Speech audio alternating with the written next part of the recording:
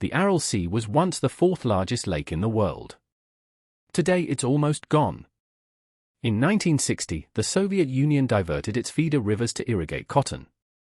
It became one of the worst environmental disasters of the 20th century. By 1970, the sea had lost 12% of its volume.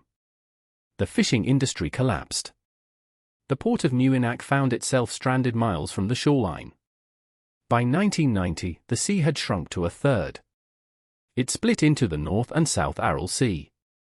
The exposed seabed, the Aralkum Desert, spread toxic dust laced with pesticides.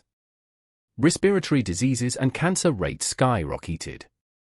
In 2005, a dam partially restored the North Aral Sea. Fish returned. The local climate improved. But the South Aral Sea continues to vanish. What remains is a fraction of what once was.